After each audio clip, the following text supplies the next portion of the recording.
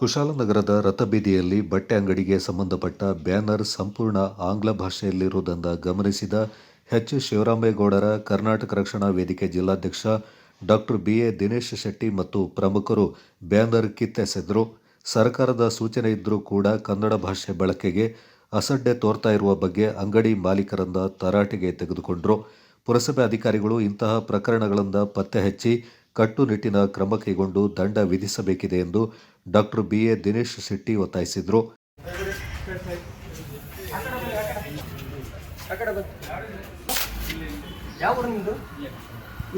ಕನ್ನಡ ಹಾಕ್ಬೇಕು ಅಂತ ಗೊತ್ತಾನೆ. ಒಂದಿನ ಆಗಲಿ 2 ದಿನ ಆಗಲಿ ಕನ್ನಡ ಇರಬೇಕು, ಗೊತ್ತಾಯ್ತಾ? ಎಲ್ಲಿರೋದು ನೀವು? ಹೇಳ್ಕೊಟ್ಟಿದ್ರೆ ಯಾರು ಕನ್ನಡ ಹೇಳ್ಕೊಟ್ಟಿದ್ರೆ ಇಲ್ವಾ?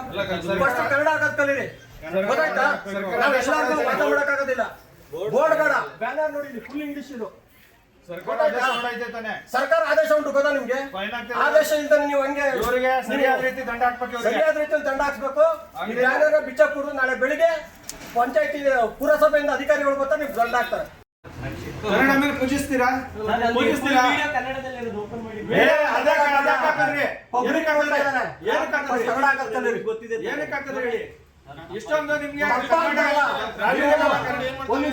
ನೀವು ಕಾನೂನು ಪಾಲಿಸಿ, ತಪ್ಪು ಅಂತ ನೀವು ಕೇಳೋದ್ ಬೇಡ.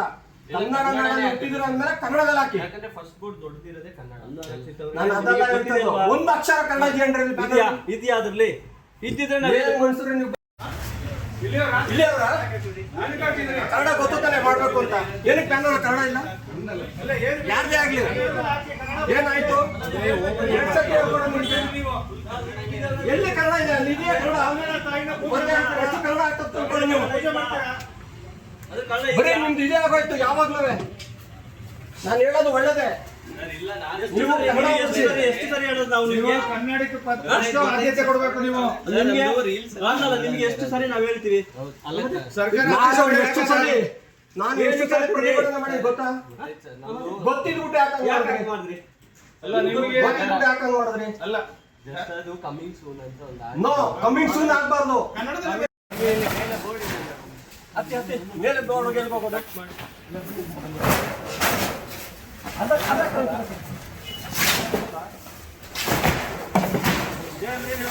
ಅವಮಾನ ಮಾಡಕ್ಕೆ ಕರ್ನಾಟಕದಲ್ಲಿದ್ದೀರಿ ನೀವು.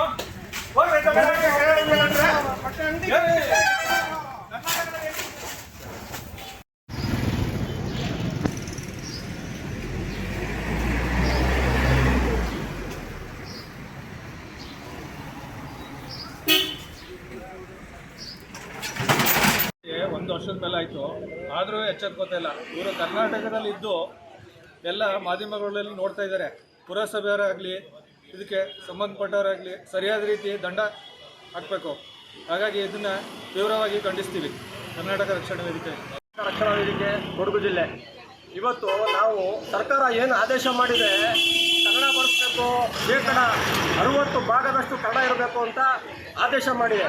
ಆದೇಶ ಆದರೂ ನಮ್ಮ ಕನ್ನಡಿಗರಿಗೆ ಆಗಲಿ ಹೊರಗಡೆಯಿಂದ ಬಂದ ಜನರಿಗೆ ಇದುವರೆಗೂ ಕನ್ನಡ ಬಳಸಬೇಕು, 60 ಭಾಗ ಸರ್ಕಾರ ಆದೇಶ ಇದೆ ಅಂತ ಮನವರಿಕೆ ಆಗಿಲ್ಲ ಅಂದರೆ ನಾವೇನು ಮಾಡೋಕ್ಕಾಗೋದಿಲ್ಲ.